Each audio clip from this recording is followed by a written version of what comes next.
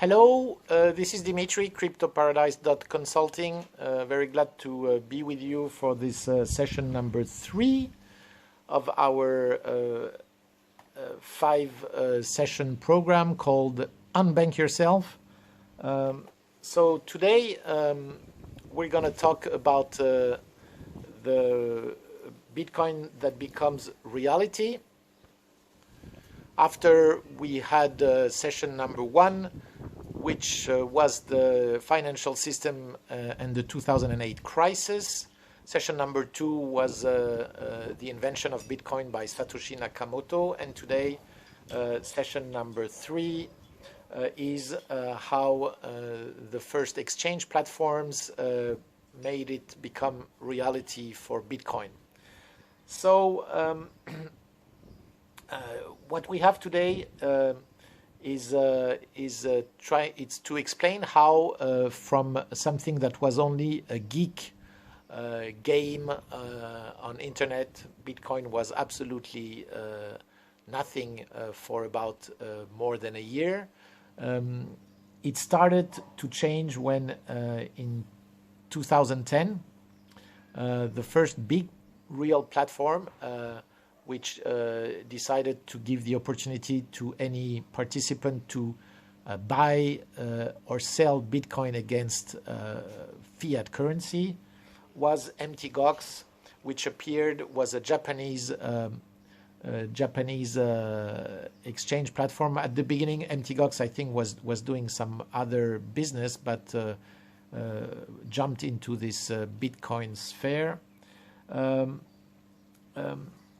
So it when it started to trade, the first amazing story is I think it was around that time in 2010 when there was a pizza. That's the famous pizza, the most expensive pizza ever sold in the history of the world.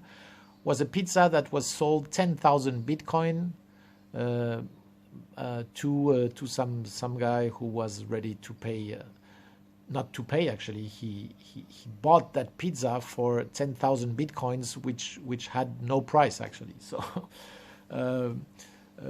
if you look at today's price, of course, 10,000 bitcoin is about $100 million. So it was $100 million pizza, yes. But at that time, Bitcoin had no price, so some guy accepted to sell a pizza for 10,000 something, 10,000 digital units that had no value. Well, this is I'm going to put you the link of this story. Very, very, very funny one. What happened in those times, so around second semester of 2010, is that MTGOX started to really have this trading possible between Bitcoin and fiat currencies, and it started to trade at around 8 cents for 1 Bitcoin. That's when it really started. Very quickly, the Bitcoin came up to and passed $1. This happened about 2011, but that's when really we can say that Bitcoin came into reality. What everybody has to understand is that during those first years, the participants in Bitcoin, and again I was telling you in session number 2 how I myself discovered Bitcoin at that time, there were many people like me, people who probably saw it, maybe started to mine it some way or the other, and at some point just let it go and destroyed their computer, and this led into a situation where many Bitcoins were lost during those first years. And you see mine, I don't even remember how many I got. Probably I got only a few tenths of Bitcoins. So probably not even 1 Bitcoin, but it was lost. It was an old computer, and when I changed the computer, the hard drive, just went somewhere. I don't know, was in trash somewhere, and that's it.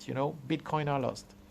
It is estimated that during those first years, about probably around 3-4 million bitcoins were lost. And that's a number you still find.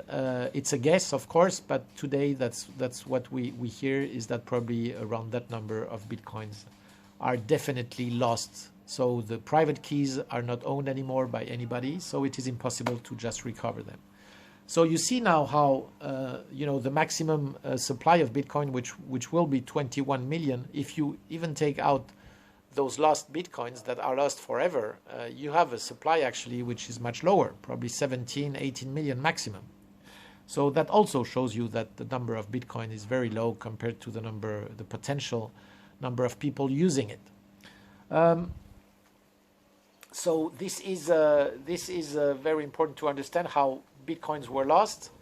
Now, regarding the ecosystem of Bitcoin, we have a system where the miners are the ones who allow the Bitcoins to be created and the transactions to be validated around every 10 minutes, block after block. And as I was explaining, every 210,000 blocks, there is a halving, which is in the code of the Bitcoin. So, of course, at the beginning of Bitcoin, mining, consumes electricity, but was very easy. And what's very remarkable is that the ecosystem around Bitcoin is absolutely fantastic, in the sense that it will always find a type of equilibrium between the price of Bitcoin, the difficulty it is for miners to mine, and the reward Bitcoin every miner gets when it allows a new block to be written. So to explain this, it's quite easily understandable. At the beginning of Bitcoin, even if it had no value, it was very easy to mine. So the electricity consumption you would need to mine Bitcoins was, of course, had a cost, but the end of the story, the ones who were believing in it, they just did it. When Bitcoin started to have a price, and that's when mining becomes something that is a business. And if you mine Bitcoin and you were in the early stage, you get 50 Bitcoin reward for every time you allow for a transaction to be written on the blockchain. Well, this is your business model. Will those rewards be able to make you pay for your electricity consumption, for the investment in your hardware, and give you a margin above all that allows you to have a good, a positive business model. So this shows you how this ecosystem is in permanent movement. And to make it simple, is just for you to understand how it works. The more miners are on the market, so the more computers are participating to this mathematical problem to resolve, to be the one to get the reward that is offered for every block that is written. To do that, the more computers are participating, the more difficult it is. That's quite easily understandable. The less computers are participating in this, the easiest it is to mine your Bitcoins. So this is what we call proof of work. And this proof of work system has an immediate effect, is that if the price of Bitcoin goes up, of course, more and more miners are going to come in. So at the same time, difficulty of mining is going to also grow, giving you rewards that are, of course, less, But because of the price of Bitcoin getting up, rising, it still can be or cannot be any more profitable. So it all depends on these. Of course, electricity costs is also very important. So it really depends in what region in the world you do it. We know that today lots of big mining farms are in Iceland. Why? Because it's very cold there, and the mining activity, you always need to refresh the hardware because if not, they get used very much quicker. So depending in the country you are in, this country maybe electricity is expensive or it's cheap. So these are all very important factors, as we all understand it. But at the end of the story, the thing is, what you have to understand is that Bitcoin every time has an ecosystem that is completely logic. You have miners, and miners, if for some reason for a certain period of time they don't get profitable anymore, they just plug out and they don't mine anymore. If miners plug out because price of Bitcoin, for example, let's say went down and doesn't allow to be profitable anymore, well, the more miners are going to unplug, they're gonna lower the difficulty to mine for the others who are still plugged in. So for those others, their profitability is gonna grow. So as you understand, there will come immediately a balance point where profitability is there again, whatever the Bitcoin price is. So this shows you how the halving, which supposedly would have an effect on Bitcoin price, it's not exactly the case, and that's not exactly how it works. How it works is that, and we see it now, we just had the halving, now we have only 6.25 Bitcoins reward per block, where you had 12.5 just 2 days ago. So miners, you can be sure that now, because the price of Bitcoin didn't really move, we are around $10,000, even $9,000 now, because of that, it's clear that many miners now are not profitable anymore as they were 2 days ago. So what's going to happen? Are they going to still stay plugged and continue to mine at those rates? Well, you can be sure that lots of them are going to just give up, maybe in a few days, maybe in 1 week, a few weeks, who knows? The more are going to give up, the difficulty is going to lower. And if the difficulty lowers, then maybe the other miners who today are not profitable will become profitable again. Now, on the other side, if the price of Bitcoin is starting to raise again and goes now to more than 10,000, goes to 15,000 or 20,000, then we go back in a environment where miners will be incentivized to go in again. So you get the idea, you understand how it works. This is the Bitcoin ecosystem, and the beauty of it is that it is always balanced, and it's an absolute sustainable system, which is very different from the monetary system we all know, which just exists because the ability of infinite printing. This is like two different worlds who are now parallel. And what we're seeing now at this particular moment to have this hardening of Bitcoin, it's quantitative hardening. I love this expression that we now see flourish here and there. Quantitative hardening compared to quantitative easing. The two systems are there parallel, but they're so different. It's like two opposites. It's magnificent. So now, to continue, the other topic we're going to talk about is what is your public key, private key. So Bitcoin, when you have it now, you have two ways to have your Bitcoin, to make it simple. One way is you just have it on an exchange platform, and you keep it there because you used your dollars or your euros or whatever, your currency, to buy some. And once you have them on that platform, you just keep them there because maybe you're ready to sell them back, or maybe you just want to keep them on this exchange platform. What happens there? Well, you are in a position where you still have a middleman. You still have a third party who has the Bitcoin for you. It's a bit the same as having gold stored somewhere. A third party has it for you. And it's a bit the same of having your money in a bank. A bank has it for you. So this is a way of having Bitcoin, which is, I'm not saying it's bad, I'm just saying it's risky because you still rely on the middleman. If the beauty of Bitcoin is that you can access it by having your private keys.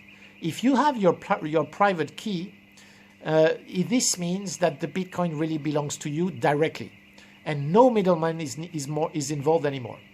It's very complicated to have that with other liquid assets. You can have it with your cash. If you decide to go to the bank and get your cash and put it under your mattress, yes, then you have your cash. Okay, a part of the fact that the cash is just gonna go to zero, and the value is absolutely not certain for the years to come. But a part of that, you can have access to your cash and have it in your hand. It's the same with gold. If you don't want to have it stored at someone else's store, you will be able to have the gold physically with you, and that's also a very big risk. It's not easy to handle, and all the gold you can also put under your mattress or anywhere else. You can bury it in your garden, wherever you want, and then you have access to it. So Bitcoin, the difference is that Bitcoin, you really have access to it by having your private key, and it's still digital. So that's the beauty of it. It's that you have the access without having the difficulty of having something physical somewhere to hide or to take care of. The public key is the key you give to any other party so that they can send you the Bitcoins in your wallet. So the public key is the access to your wallet, which is public, which anybody can see. Now, what we have to understand is that in 2014, around when Bitcoin now started to, it went very quickly from $1 to more than gold. It passed gold, I think it was around 2014. One very big event in 2014 was the hack of MTGOX, this first platform I was talking to you about. Well, this brought Bitcoin into light a lot in a very negative way. We were reading articles everywhere saying that it was the death of Bitcoin, and you cannot imagine how many times Bitcoin death was forecasted in the last 5 or 6 years. It was just unbelievable. But the truth is that, yes, many Bitcoins were hacked. I think it was around at that time $80 million equivalent, which was a lot because Bitcoin price was not as high as today. They were hacked. The story behind MTGOX is that this French guy called Carpeles was convicted. He went to jail in Japan because there were strong suspicion that he manipulated all this and probably stole some Bitcoin for himself. Well, anyway, that's not the goal of this video to talk about that. But the thing is that in 2014, when MTGOX hack appeared, everybody was telling you that Bitcoin was dead. Well, that was absolutely not the case. Bitcoin was clearly alive. The problem came from a platform and absolutely not from Bitcoin. And so this shows you how dangerous it is to not have your private keys and to give trust to a third entity to keep your Bitcoin for you. It's in 2014, and after that, you know, that the light really came on what was happening on Bitcoin, and then, you know, other projects came out, other cryptocurrencies, and we saw arriving a new one which was called Ethereum. So Ether was the name of their currency. Ethereum is the name of the platform. Well, Ethereum was really another revolution and really started what we can call now decentralized finance. Really, you know, gave the new move for blockchain not only to be something that is related to Bitcoin, but Ethereum allowed blockchain to be used for many other things than money, and especially what we call smart contracts. So those are blockchain-based programs that allow contracts to be self-settled on the blockchain in an automatic way, which again secures completely those contracts allow you to get rid of middlemen, but not only for money, but for any type of activity. This is clearly a revolution. Ethereum did very well. The Ether is now the second largest cryptocurrency in the crypto market, and allows today many new applications that are on the Ethereum blockchain. Most of them are now stable coins, and we're going to go into this.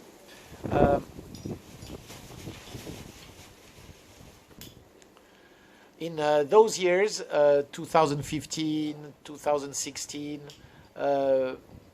for the first time we saw appearing something new, which was this concept of having a cryptocurrency completely linked to an existing fiat currency. At the beginning, nobody really, well, it was not clear what was the exact purpose of this. The first to appear was Tether, USDT, which one Tether was the exact equivalent of $1. So, why would we need that? Cryptocurrency were supposed to be something that were completely different from fiat currency. Why would we need something like that? Well, the first real need for that was because many platforms, and especially one big platform among all is Binance, which is today a very big one, very good business model, and they're doing very well. Well, many platforms, not only them, you had many of them like HitBTC, Bitfinex, lots of them. They just didn't want to go into regulation to be able to accept fiat currencies on their platform. So the only way for them to be able to allow markets to function properly and to have liquidity on the markets was to, if they couldn't accept fiat currencies, and if they didn't want to go into hard and complicated regulation to accept fiat currencies, they had to, the idea was to invent something that would be equivalent to hard currencies, which is when they invented this USDT. So it was actually Bitfinex who is behind USDT.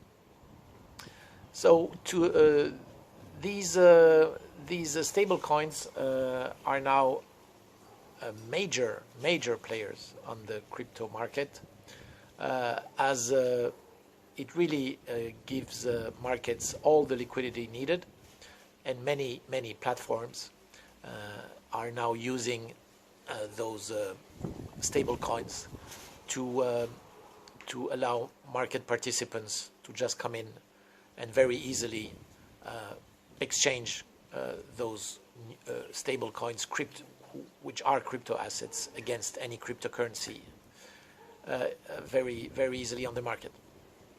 So the role of stable coins is now bigger and bigger. We're going to see in session number 4 how it applies to DeFi, decentralized finance. But you have to know that we are now in this very interesting moment where liquidities, liquid assets that existed before Bitcoin were fiat currencies, of course. You had precious metals, so gold for sure, number one, silver, and that was it. If you really wanted to have very liquid assets, you had only those ones. So let's say two ones, currencies and gold. And even when I say gold, you may have other precious metals, but the king of all is gold. Now with Bitcoin you get a third one, which is cryptocurrency. And of course, in cryptocurrencies, the king is Bitcoin. So that's it for this session number 3. Thank you for watching. You'll be able to subscribe to my YouTube channel. by clicking on the link that you should see appear now. You can, of course, also subscribe to my website blog cryptoparadise.consulting. And I thank you for watching.